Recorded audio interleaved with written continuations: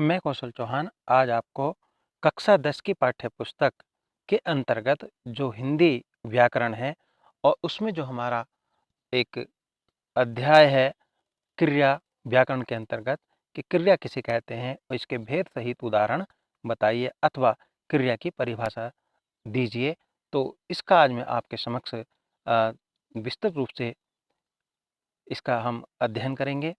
तो क्रिया की परिभाषा जिस शब्द से किसी कार्य के संपन्न होने या करने का बोध होता है उसे क्रिया कहते हैं। जैसे चलना, खाना, नहाना, पढ़ना आदि। अब हम देखते हैं कि ये तो हो गई हमारी क्रिया की परिभाषा। अब क्रिया के कितने भेद होते हैं? तो क्रिया के हमारे दो भेद होते हैं। नंबर एक क्या है? अकर्मक क्रिया और नंबर दो सकर्मक क्रिया। नंबर एक अकर्मक क्रिया, जो क्रिया शब्द कर्म के बिना भी पूरा अर्थ व्यक्त कर देते हैं वे अकर्मक क्रिया कहलाते हैं। जैसे राम हंसता है, सीता गाती है, रमेश खाता है। उपयुक्त वाक्यों में हंसने, गाने व खाने की क्रियाएं संपन्न हो रही हैं, परंतु उनका कर्म क्या है? अनुपस्थित है, इसलिए ये अकर्मक क्रिया के उदाहरण हैं। अब नंबर दो हमारी दूसरी क्रिया क्या है? सकर्मक क्रिया।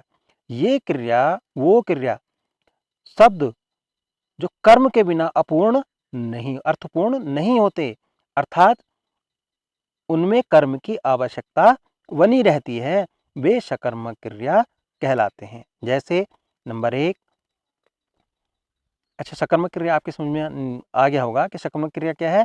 जो क्रिया शब्द कर्म के बिना अर्थपूर्ण नहीं होते, अर्थात उनमें कर्म की आवश्यकता बनी रहती है, वे सकर्मक क्रिया कहलाते हैं। उदाहरण हमारा है कि मोहन चाय पी रहा है, रमा कपड़े सिल रही है, सोहन उपन्यास पढ़ रहा है। उपयुक्त वाक्यों में पी रहा है, सिल रही है तथा पढ़ रहा है क्रियाएं क्रम से क्या है? चाय, कपड़े तथा उपन्यास कर्म के बिना अपूर्ण अर्थ या अस्पष्ट अर्थ देती हैं।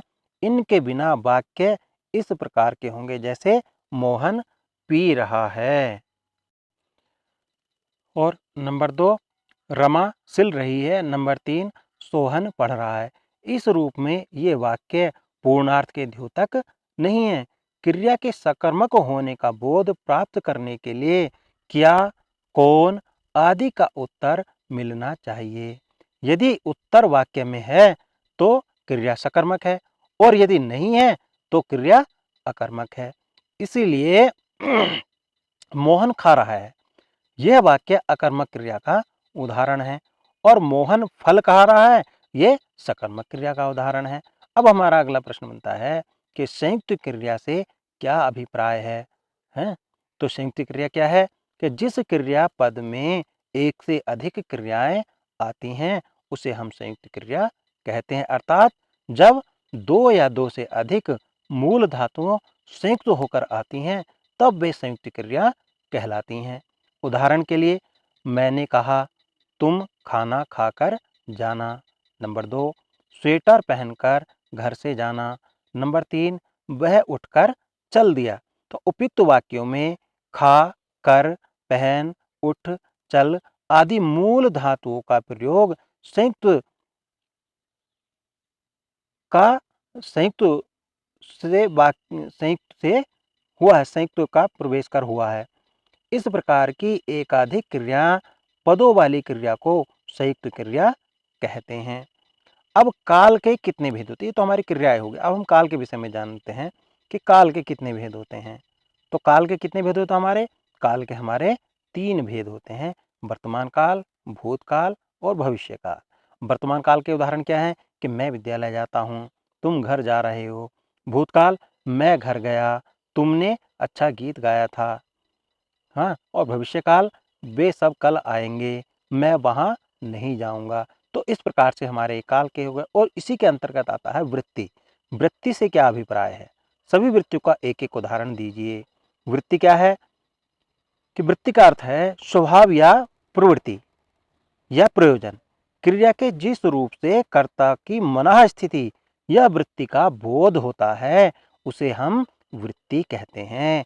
जैसे आज्ञा, इच्छा, निश्चय, संभावना, संकेत तथा प्रश्न। तो सभी वृत्तियों का एक एक उदाहरण इस प्रकार है कि आज्ञार्थक, आज्ञा, प्रार्थना, उपदेश। जैसे तुम तुरंत घर जाओ। इच्छार्थ, बाकी की इच्छा, शाप या आशीष। जैसे ईश्वर सबको सुखी रखे। संभावनार्थ, संभावना व्यक्त हो। जैसे शायद मैं कल जाऊं। निश्चयार्थक, निश्चित सूचना। जैसे मैं कल समय पर पहुंच जाऊंगा। संकेतार्थ, कार्य सिद्धि से एक दूसरे पर निर्भरता। यदि तुम तेज भागते तो मुझको पकड़ लेते। और प्रश्नार्थ, प्रश्न पूछने का भाव। जैसे क्या तुमने किताब पढ़ ली। और स्नेहार्थ, क्रिया के संपन्न में होने का लगभग निश्चय हो लेकिन संदेह भी हो। जैसे उसने कार्य कर लिया। तो इस प्रकार से ये हमारे जो हैं, आपको मैंने क्रिया की परिभाषा, क्रिया के प्रकार, काल के भेद और वृत्ति, ये जो है आपको हिंदी व्याकरण के अंतर्गत इनका बहुत ही रोचक तरीके से वर्णन आपके समक्ष किया है। और मैं जानता हूँ कि भविष्य में आपको जो है ये पढ़ा हुआ आपको कहीं न कहीं आपके परीक्षाओं में आपके मार्गदर्शक का कार्य ज़रूर करेगा। धन्यवाद। नमस्कार।